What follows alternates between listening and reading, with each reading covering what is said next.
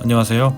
이 영상은 일본 오키나와에서 처음으로 차량을 렌트해서 여행하실 분들을 위해 만들었습니다. 오키나와는 정말 아름다운 섬이죠. 하지만 차량이 없으면 여행하기가 불가능에 가깝습니다. 무조건 렌트카를 빌리는 게 좋습니다만 가장 큰 문제가 있죠.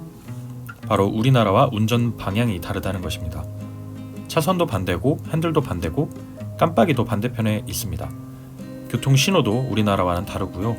똑같은 건 브레이크와 엑셀 위치밖에 없습니다. 브레이크가 왼쪽, 엑셀이 오른쪽에 있습니다. 당연하죠? 저는 오키나와를 2018년 11월에 다녀왔는데요. 가기 전에 유튜브로 일본, 특히 오키나와 운전 영상을 굉장히 많이 찾아봤습니다. 운전하는 영상을 주기적으로 보면서 마인드 트레이닝을 한 거죠.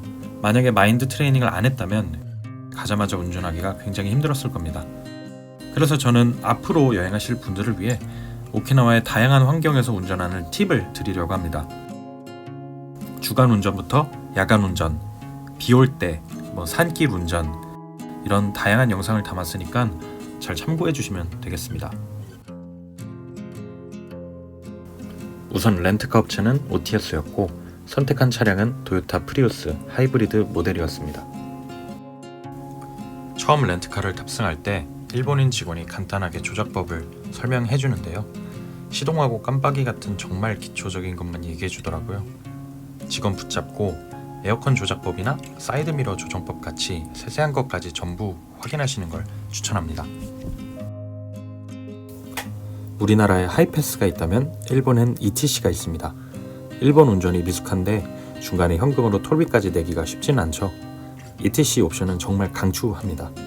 렌터카 업체에 보증금 5,000엔 정도 주면 빌릴 수 있어요. ETC 카드를 빌려서 차량 내부에 꽂는 곳이 있거든요. 직원이 알아서 꽂아주기 때문에 걱정할 필요는 없습니다.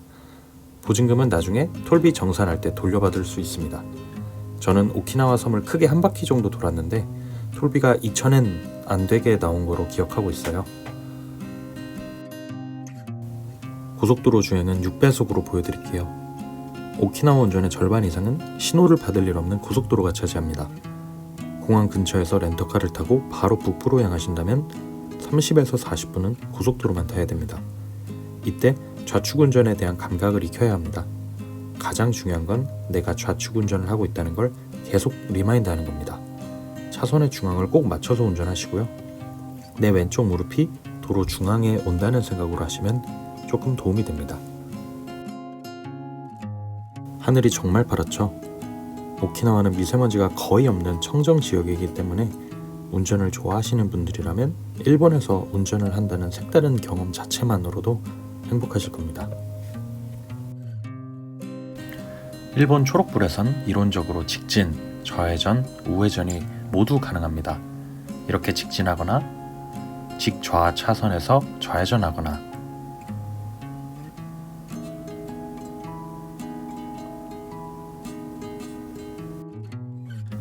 초록불 상황에서 크게 돌면서 비보호 우회전도 가능합니다. 참고로 비보호라는 말은 교통신호가 다른 차들을 막아주지 않는다는 뜻입니다. 반드시 주변을 살펴보고 움직이란 거죠. 일본에서 빨간불을 본다면 반드시 멈춰야 합니다만 이 사진처럼 빨간불인데 우회전 표시가 있다면 이건 보호 우회전이 된다는 겁니다. 신호를 통해 다른 차들을 막아줄 테니 우회전하라는 뜻이죠. 다시 돌아가 볼까요? 비보호 우회전은 화살표 표시가 없기 때문에 반드시 주변을 살펴봐야 한다는 거 꼭 명심하세요. 우회전의 예시를 2가지만 더 살펴보겠습니다. 저는 지금 우회전을 하려고 합니다. 빨간불이어서 정지선에 멈췄고요. 신호를 기다리고 있습니다.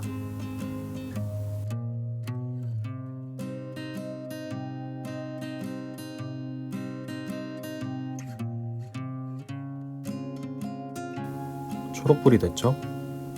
비보호 우회전 하시면 됩니다. 이 앞에 점선으로 쳐진 거 보이시죠? 여기에 멈춰야 됩니다. 왜냐면 비보호 우회전이기 때문에 맞은편에서 오는 차들은 계속 오죠? 더 이상 갈 수가 없습니다. 여기서 다시 신호를 기다립니다.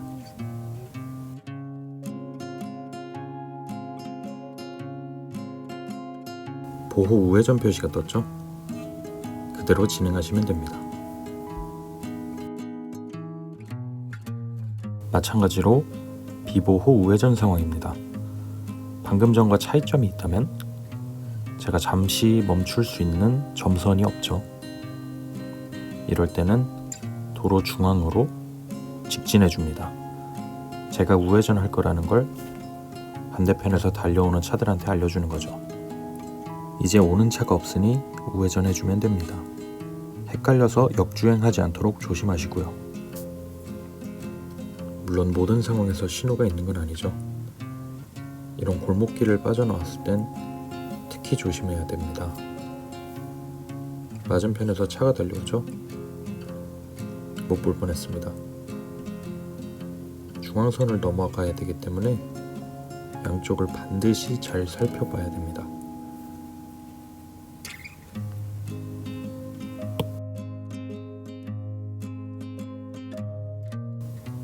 좌회전을 해야 되는 상황입니다. 신호가 없죠.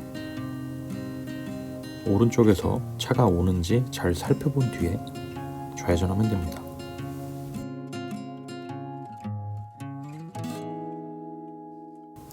일본 도로 꿀팁 알려드립니다. 맞은편에 차가 안 오면 특별한 신호가 없이도 비보호 우회전으로 중앙선을 넘어가도 됩니다. 우리나라였으면 쭉 직진하다가 유턴 찾아서 돌아와야 했을 텐데 말이죠. 활용 예시 하나 보여드릴게요. 앞에 있는 큰 트럭이 우측 깜빡이 켜고 눈치 보고 있죠. 오른쪽에 공사장으로 들어가고 싶은 겁니다. 뒤에 차들이 멈춰준 사이에 중앙선 넘어서 건너가 버리죠. 이렇게 활용하면 됩니다. 오키나와에 저녁이 찾아오면 예쁜 간판들이 눈에 띄기 시작하지만 슬슬 긴장해야 됩니다. 오키나와는 밤에 정말 어둡기 때문에 운전 난이도가 2배는 어려워집니다. 이렇게 미친 듯이 눈뽕을 맞거나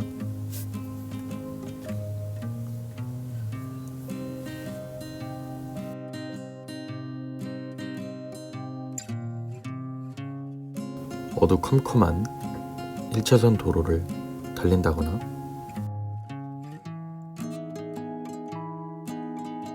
양아치들이 숨어있을 것 같은 굴다리를 지나거나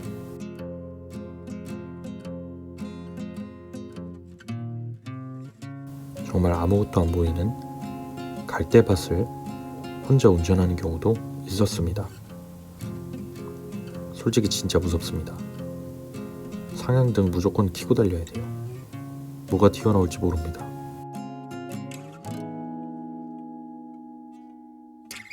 물론 저는 다양한 상황을 보여드린 거고요.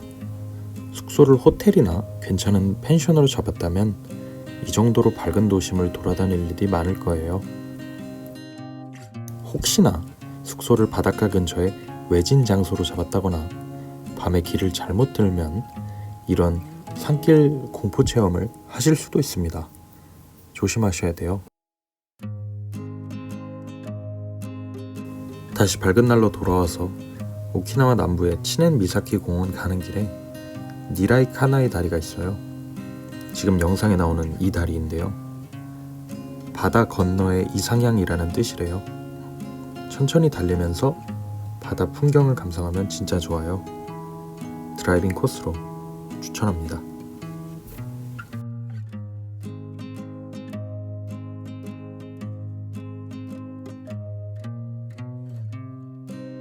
사소한 팁을 더 드리자면 첫 번째, 차량용 휴대폰 거치대를 들고 가세요.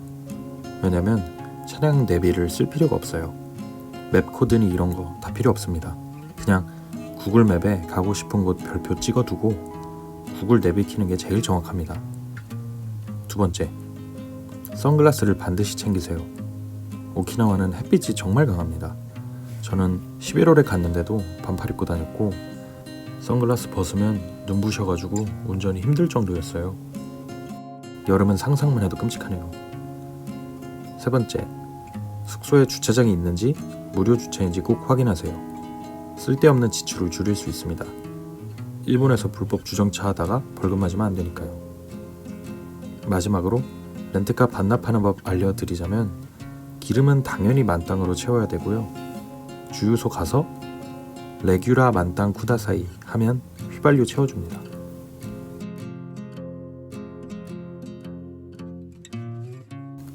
기름까지 다 채웠다면 렌트카 업체 찾아가서 주차하시면 됩니다. 저 리턴 써있는 거 보이시죠? 저기에 빈 칸으로 이렇게 들어가시면 됩니다.